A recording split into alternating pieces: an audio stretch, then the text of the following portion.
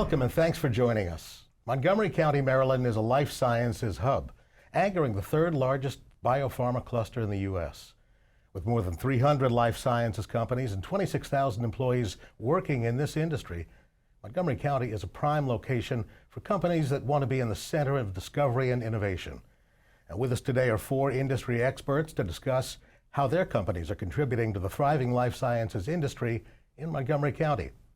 Our guests today include Pat Larrabee, founder and president and CEO of Facility Logics, Jeff Chod, a partner at Minkoff Development, Prayas Nipani, the director of economic development for the Montgomery County Economic Development Corporation, and Pete Briskman, the executive managing director and co-lead at Mid-Atlantic Life Sciences Practices, JLL. Now, Prayas, I want to start with you, if we could, director of economic development for the Montgomery County Economic Development Corporation. Could you explain a bit what the Montgomery County Economic Development Corporation does, and then how you work with life sciences companies that are considering locating to Montgomery County? Absolutely. So Montgomery County Economic Development Corporation, we're a public-private nonprofit organization that represents Montgomery County, Maryland. Our role is, our mission is to attract businesses to Montgomery County, but also to work with businesses to retain them here within the county. But we also support companies that are located here to grow and expand within our region. And we do that within our strategic industries, and life sciences is one of those strategic industries. In my role, I support our real estate ecosystem.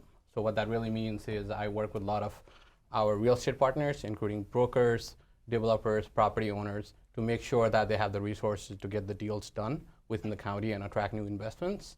And a part of that is also working with site selectors, who are consultants that help larger companies relocate throughout the world. So my job is to educate them about why they need to have their clients located in Montgomery County and the benefits of having life sciences company be here. We are a thriving ecosystem here. We have global companies that specialize in gene and cell therapy, biopharmaceuticals, immunology, and these companies are doing a lot of research and development on a daily basis that is impacting lives throughout the region, but also throughout the world. And there's a reason why these companies are located here. We have the right kind of talent, right kind of infrastructure, highly educated workforce, and also partners who I see in the table here today who help make this ecosystem a really robust ecosystem. And there's proof of that. We have seen a lot of growth within this sector in the last 5 to 10 years. Last year alone, Montgomery County had over $2.2 billion in investment within the county. And of that, over 500 million was within the life sciences sector. So that just goes to show you the impact life sciences have had and the cluster of companies that we have located here. There's a lot of synergy between what the county can offer and why the life sciences companies are here. And really grateful for all the partners that are here, because as an organization and as a county, we can't do it alone. And people like Pat, Jeff, and Pete, you guys have made this county a really great county to be part of and really supported the companies to grow and expand. So thank you for all the support. Pat Larrabee, no doubt these life sciences companies are looking for either specialized facilities or adaptable facilities. Talk a little bit about the kind of space the companies are generally looking for and how Facility Logics works with them. Sure. Well, so Facility Logics was formed 20 years ago, really to help with quickly growing companies and help them define the type of space that they need, and then working with partners like JLL and others, look at the sites that are available and then help them determine, sort of what site best suits them. We really work to make sure that whatever site is selected, it really responds to the entire spectrum of what that company may need as they grow.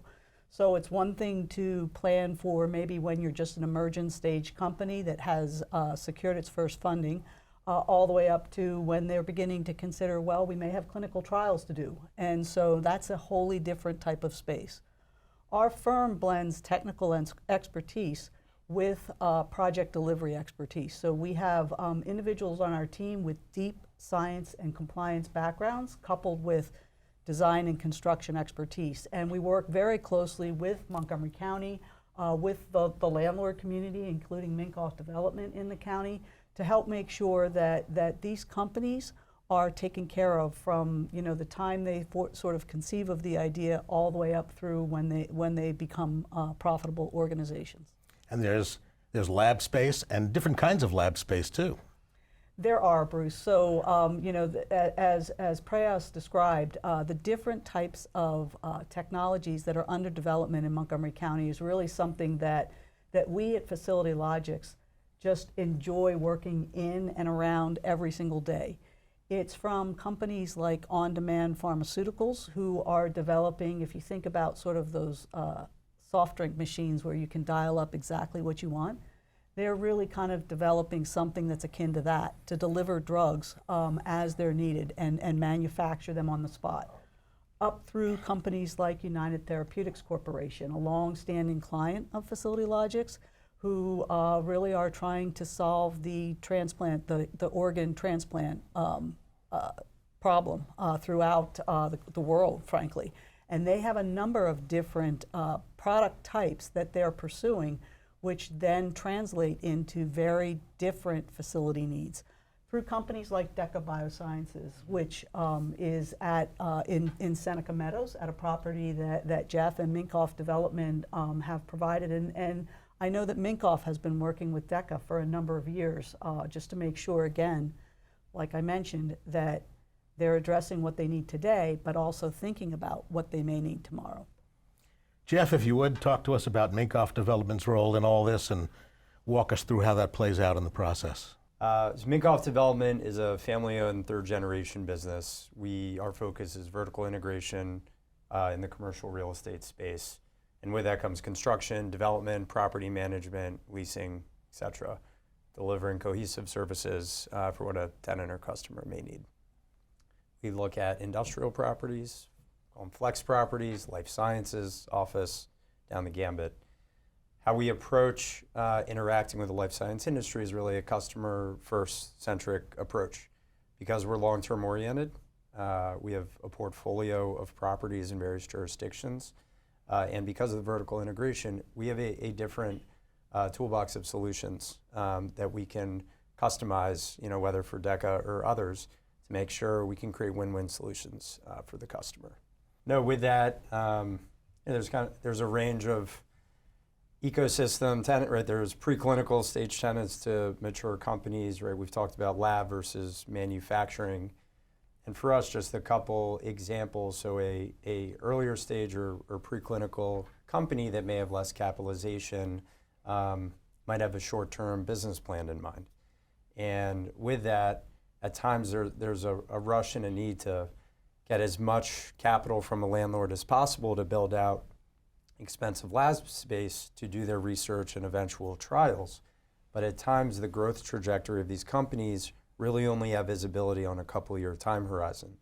So some of the preclinical businesses, we've created a private incubator model to help them get off the ground for 1 or 2 years that can help collaborate with the incubator that Montgomery County has created as well for early stage companies to help create the infancy of the business until there's better visibility. Similarly, because we have a portfolio of companies, whether it's a preclinical or even a stable business with anticipated growth, there's a lot of reusability of existing infrastructure to manage it. So an earlier business may want to leverage someone else's lab infrastructure so they don't have to fund it themselves. We collaborate with tenants, whether it's through subleasing or short-term leases, to do that. We've had stable businesses that may have had a small batch manufacturing facility that a lot of money went into, but as they've grown, they want to both manage their growth as well as reuse the financial viability of that facility. And so through the portfolio, we're able to move companies around and manage kind of in horizontal clustering that growth as well.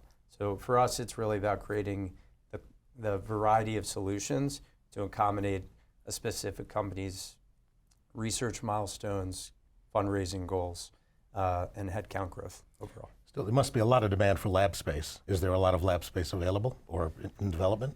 Yes and no.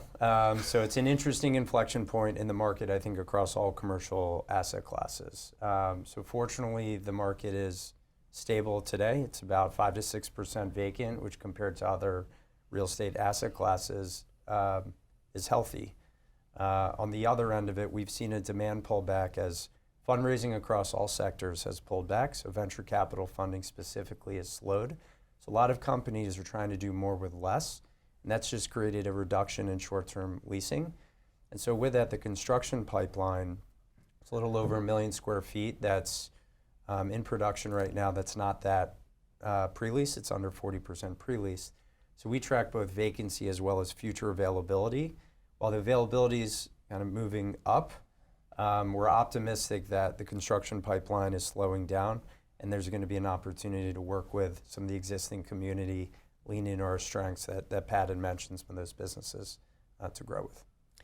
Pete Briskman, what's your and JLL's role in all of this? It's a team effort. You know, we often work with the same client, but we just support them in different ways. And at JLL, we're a publicly traded Fortune 500 real estate advisory company. And I wear 2 hats. My role is a site selection specialist, but I'm also co-leader of our Mid-Atlantic Life Sciences practice. And I work with early stage companies, mid-stage, and as they get more established, I help advise them on the real estate side. So as Jeff mentioned, sometimes in the early stage, they don't have a lot of capital and they have to plan for their facilities and determine how much capital goes towards their facilities and how much is allocated towards other resources, and also work with them as they expand and compare national locations versus Montgomery County. And you know, I have a unique perspective because I'm inside the tent with these tenants, and there's some key considerations, whether it's CapEx, labor, taxation, and when they compare different jurisdictions, I see from their perspective how they view Montgomery County. But that's what I do. I help them with their real estate strategies. So what do you foresee for biotech companies in 2024 and going forward? Well, it's no secret that in 2023 and heading into 2024, it's been a little bit sobering. And it's really because in biotech and life sciences, you follow the money. You have this great promising science, but it's very expensive in order to bring it along through each clinical stage. And so we see it actually being steady and growing because healthcare isn't going away. And Montgomery County is poised well in comparison to other regions because if you look at how we're insulated with NIH, FDA, the universities, and then also we haven't overbuilt in Maryland and Montgomery County. So by way of example, you touched on the vacancy rate at around 6%. When you factor in subleases, et cetera, it's under 10%. During the pandemic, the vacancy rates, it was a very tight market, and if you were growing, it was actually unhealthy because it was 3% and you couldn't really find space. Where we are right now, a little under 10%, it's fantastic because there's all different types of product for growing companies. There's purpose-built development, new construction. There's biomanufacturing for the later stage companies that need that sort of GMP manufacturing space. And in comparison to other regions right now, we have this healthy vacancy, but if you look at other top clusters like us, Boston has a 22% vacancy. The Bay Area has a 17% vacancy, and San Diego has a 12% vacancy. So they're a little bit overbuilt right now, which means that if you're a tenant, that's great, but if you're an owner, it's very difficult because now there's more competition to fill the space. Throwing this out for any and all to chime in on, many of us are all too familiar with trends in residential real estate right now. What about commercial real estate? So one of the focus points hits, I think, all asset classes, but then focusing it on the impact on the life science industry is really how challenging construction is in this economic climate, whether it's cost escalations, interest rates, capital markets on financing and takeout purchasers. When we combine that with the lack of funding going into some of these tenant companies, which creates some uncertainty on the demand, it slowed down the pipeline. And so in order for us to all participate in the incremental growth in the industry, we have to find creative ways to accommodate that growth if construction is slowed down. And so with that, I think there's an advantage of thinking, how can we best improve speed to market for all tenants, right? A lot of who Pat and Pete represent, they want to be in yesterday in their space as soon as they get a regulatory approval or have a successful trial. And space takes time to build out, buildings take even longer. So we really focus on leveraging existing infrastructure and playing matchmaker, if you may, on where can we take existing specialization and leverage that for the broader community. We had a existing tenant in our portfolio that needed a specialized production area, and they weren't ready to go raise that money now would be very detrimental. So we looked in our portfolio to find a partner company that has similar space, that had some excess capacity they could license out to that tenant. And so with that, we were able to create a 1 or 2 year short-term bridge for that company to leverage that manufacturing facility until the capital markets improve. But thinking about leveraging resources, improving speed to market is going to be important as we see recovery on the leasing and tenant side. Yeah, we're seeing 3 areas as well, and I agree with all of that, Jeff. Cost right now actually means something for real estate. So when you look at our region, if our average rental rate is a little under $40 for really nice R&D space, and conversely, in Boston, it's $80 per square foot, well, that $40 on a 100,000 square foot manufacturing facility, that's $4 million a year in savings. And over a 10-year lease, that's $40 million, and that might make the difference, which is a great trend locally because we have cost-effective real estate. Also, technology right now is more important than ever, and Pat, you can speak to this, but just between AI and automation, and I'll leave it at that because Pat's really the subject matter expert on that side, and then labor. When tenants are looking at different regions, access to labor is critically important, and it's going to remain important, and trained labor, skilled labor is extremely important, and that's going to continue to trend. So some of the things that we're seeing, yes, companies are starting to incorporate AI. When it comes to the lab, some of what's happening is the equipment, this region is very strong in cell and immunotherapy type, not only research, but then advancing those kinds of therapies through the clinic and then ultimately to commercialize them. And so with that, much of what was originally developed came from, if you think of it was developed on a lab bench, and it really came out of the need for personalized medicine. So Bruce, you have whatever it is that you have, and you go to your doctor's office and they're going to take a sample of your tissue. That's going to come back to perhaps one of these companies in Montgomery County where they're going to qualify the tissue that they've received, and then they're going to subject that to their practices and turn around and make a medicine that's personalized just for you. Well, so there are issues of scale with that if you think about it. Issues of scale when you sometimes you might think of biopharmaceuticals and you think of great big tanks. There's no need for a great big tank if we're making something just for Bruce. So what that then meant was lots of individual sort of pieces of equipment in series. And because the manufacturing practices were not what we call closed, there was an individual operator at each of those pieces, and so it's not very effective. It's more like scaling out instead of scaling up.